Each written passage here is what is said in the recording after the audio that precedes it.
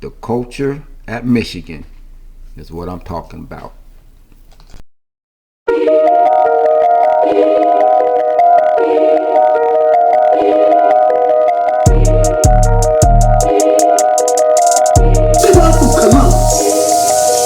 What is you talking about? Ohio, bitch! Sherrone Moore getting fired. Did that escalate quick or what after that went down? But before I get into it, please hit that like. Please hit that subscribe button. Trying to grow this thing out. Trying to grow it out and keep it going, keeping it going. Enjoy doing this. So if you're feeling me for the first time, please hit that like button. Check out some of my other stuff. And help our brother keeping this thing going. So Sherrone Moore. Michigan ain't gonna get in the deets because it's a sad situation and it's easy to pile on when stuff like that goes down. But it's a sad situation. I hope the brother gets some help because I think he needs some help. But it's not. This ain't gonna be all about Sherrone Moore. It's more about just the culture around the whole Michigan football program as it stands now. Because what's going on, because what's happening with Sherrone Moore, it's bigger. It's bigger than what's happening around that whole football program. Is bigger than what's going on with Sherrone Moore right now. And again, I hope the brother gets the help he needs. But again, this is bigger to him, and it goes back to, in my opinion, this all started with Jim Harbaugh. It all started with him. It starts with Jim Harbaugh for several reasons. So let's take a step back down memory lane in Jim Harbaugh, where I do think, not to pit Sherrone Moore's current situation on Jim Harbaugh. I'm just talking about the whole feel around, the whole culture around what the Michigan football program has been for the past several years. And I think you can look at that directly at Jim Harbaugh. I put that part squarely on Jim Harbaugh because he was talking about Ryan Day was feeling some heat. Well, Jim Harbaugh was feeling the heat. Much like Ryan Day was feeling the heat before Ryan Day was able to win that natty. But Jim Harbaugh, look, Harbaugh could not beat Urban Meyer. Fans were getting crazy about that situation. Harbaugh could not beat him. Look at it, Harbaugh versus Ohio State. Loss. 4 of those losses were to Urban Meyer. Urban Meyer has his issues. I said Urban Meyer a good coach, but wherever Urban Meyer go, he got a little bit on bag as well. But Jim Harbaugh could not beat Urban Meyer. So Ryan Day comes in, takes over, and Jim Harbaugh's like, all right, new coach, new thing. I got this. We gonna handle this. And what happens? His first matchup with Ryan Day. A lot of people seems to forget that the ass whooping Ryan Day pit on Jim Harbaugh. The very first time they met up with Ryan Day as the head coach when he took over for Urban Meyer. He pit an ass whooping on Michigan and Jim Harbaugh. 56-27, and he wasn't shy about it. Was this the game he said we put up 100 on them? Whatever. he put an ass whipping on Jim Harbaugh. Next year 2, Harbaugh, Ryan Day. What happened in the middle of the pandemic? All the other teams were playing. All the other teams found a way to make it onto the football field and play. Everyone except Michigan. They chickened out. I don't care how. There ain't no other way to pit it. Your opponent's ready to go. You should be ready to go. I believe. How many teams actually did forfeit it during that season, during that particular week, let's say? Jim Harbaugh chickened out, did not want to play. Remember that beat down he took the year before, and he chickened out. Now, and then we know what happened the following 3 years after that. They were involved in the cheating scandal. So it's just, to me, that's where everything started. That 56-27 beatdown, and there was a shift. There's a shift somewhere. Harbaugh's brain, I don't know, the culture in of itself. They said we got to do something because they didn't want to fire him for whatever reason. Who knows? He's like, I got this plan worked out, and this is what we're going to do. I got the pieces in place. This is what we're going to do.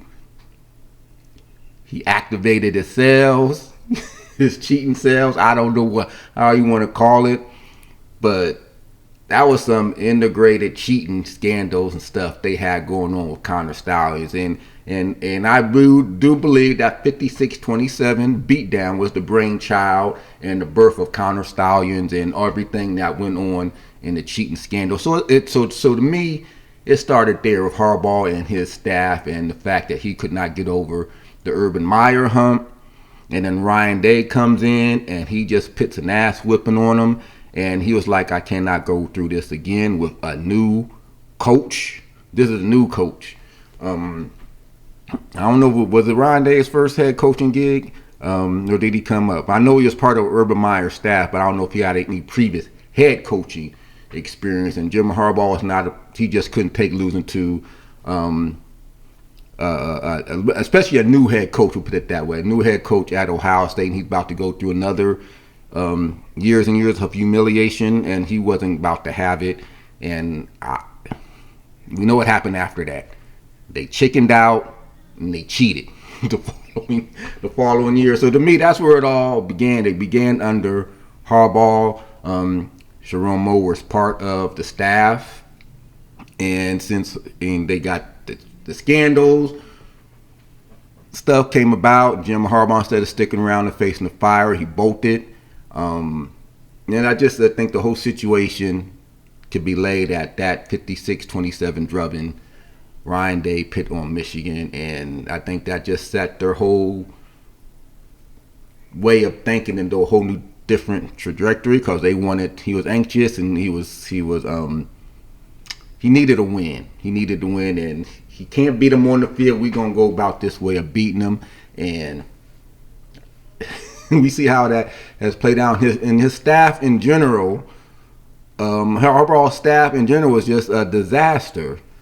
Michigan, someone here posted, Michigan has had 11 staffers either arrested or banned from the sport for rules violations since Harbaugh had gotten there. So this stuff goes, like I said, it precedes Sherrone Moore. He took it to another level, so to speak. So again, going to get to the details, but the foundation was laid under Jim Harbaugh. 11 folks, that's literally the whole coaching staff, got in trouble for one thing or another. And then it just became evident, permeated from coaching staff to the field. You had all the fights between Michigan and Michigan State players in the tunnels. I mean, the tunnel set up in Michigan, it asks for those type of confrontations if you're going to let the teams come out at the same time, because they had similar stuff happen. Michigan and Ohio State, players bumping into coaches and purposely bumping into coaches and stuff of that nature. So it's just the whole mentality of the team, which I think they got from the coaches, the flag planning, just stuff like that. Just so, just stuff you wouldn't expect this type of program to do. But I know it's a rivalry. We go back, and you can go back years and years and see video footage of previous Ohio State teams ripping through flags and stuff. So I get it. It's a rivalry, but under Jim Harbaugh, it was just different. And in Sherrone Moore, he fed into it, and he kept it going. He kept it going, and just some of his stuff, just something about him, from him crying on the field, following when they beat Ohio State, and him crying on the field. I get emotions. I understand that. And Ryan Day had his little outburst following the Notre Dame game the other year when Lou Holtz said what he said. He was angry. I get it. But Sherrone Moore crying on the field, it's just, And then, just some of his antics, he's either crying or when he went out here to the SC to play and they had the sellout. And what did he say? Oh, they sold out because Michigan coming to town. It's like, which may have been the case. I don't know. But it's just something you don't go with. I don't know. There was just something about him that was always kind of off-putting to me. And to say the least, and just Sherrone Moore and the stuff he got caught up in is just, it was just amazing how quickly that escalated. And all that's on him. That's on him. You're given an opportunity, opportunity to coach at a blue blood program, and in less than 2 years, that's what you did with it. That is on you, my brother. That is on you. You gotta be responsible for some of your own actions, and again, just some of the details. The more and more that comes out, he needs help. He really needs help, and then that's him as the individual. But again, this is just the culture of Michigan. And going back to Sherrone Moore, like I say, he was crying. Who knows why he was crying? There were reports that that win over Ohio State and Bama in the bowl game gave him another year. Maybe they told him, if you beat Ohio State, we'll let you stay. So maybe that's why he was on the field crying. I don't know. But Ohio State and the Bama game in some circles, Michigan circles, I'm just a messenger on some of this. Michigan circles, that brought him some time when he beat Ohio State and Michigan. Fast forward this year to the actual fire, and again, the reports out of Michigan sites and fans that are in the know saying that they were waiting. They knew about all, saying gonna get the dirty details, but they knew about the overall thing and what was going on with Sherrone Moore and the staffer, and they were waiting to see how the Ohio State game was going to play out. And this is coming from Michigan sites again. This is coming from Michigan sites that they knew, and they held off on doing anything until the outcome of the game. And when he lost, it was like all bets are off now. You lost the game. We're not in the playoffs. This is the time we gonna let the cat out the bag, and the dominoes fell really quickly after that. But if it's true, any inkling of that, or what some of these sites are saying that they knew about it, again, that goes back onto the culture at Michigan as it surrounds the football program, which is, to me, is bigger than the individual fallacies of Sherrone Moore, and they need to take a deeper look at how they run in their football program, because again, according to some of the sites, they don't know how the AD still has a job. Sherrone Moore's gone, he got fired, but why are you still there? You knew about this. You knew about this a long time ago, and you let it go on because he beat Ohio State, because he beat Bama, and you're waiting to see how he was going to do this year against Ohio State, per some of the reports. You're looking to see what his recruiting class is going to look like. So it's just, so if that is indeed the case, then again, that's a bigger problem within the whole athletic department surrounding the football team than just the one man in Sherrone Moore. So I said this was about the culture at Michigan, who for so many years was riding the high and mighty when it came to some of their stuff against versus Ohio State. And Ohio State's beneath them for whatever reason. They think everybody beneath them. They still look at Michigan State as the baby brother in a lot of sports, even in basketball. But that's just a story for another day. But just the culture around the Michigan program, it needs to be reevaluated. Whatever coach they're bringing in, he has some cleaning up to do. Starts with sitting down with the power to be in the athletic department, and just it's a mess. I don't. There's no way around it if some of these things that they're saying are true, and it's not too far fetched because they knew about Connor Stallions. They knew about him. and they deleted emails. So that's what gets me. The NCAA know they cheated, but can't do it because they know Michigan deleted the file, so they don't have the proof. But they deleted the anyway. Anyway, it just goes back to the whole culture of what's going there at Michigan, and it started under Jim Harbaugh because he got tired of getting his ass kicked by Urban Meyer, and then that beat down Ryan Day first pit on him.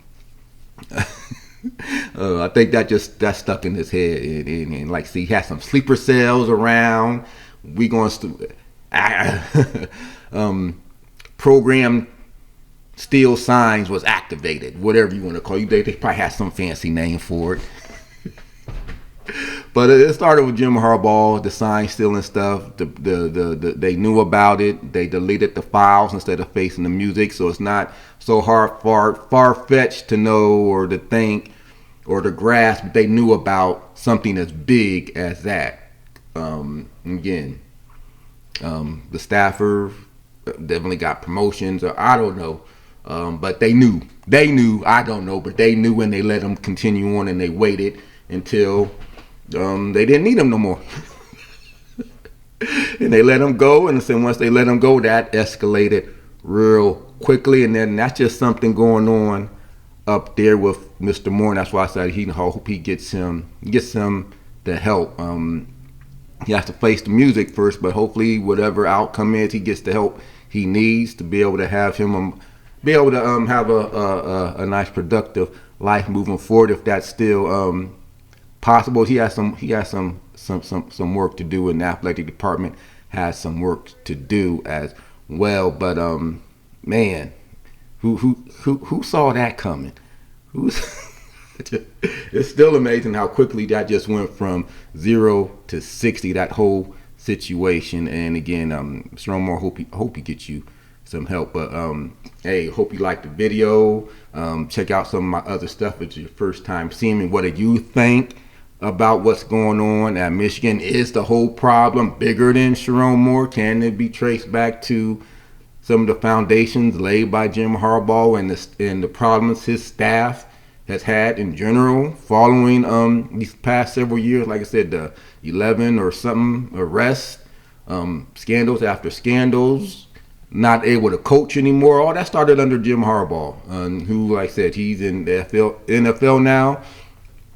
Seemingly washed his hands of the situation, and he got out of Dodge before the hammer dropped. And some of those other folks weren't so fortunate. But Sherrone Moore, he brought a lot of that on himself, and the brother needs some help. But again, check out my other stuff. Please hit that like button. Please subscribe.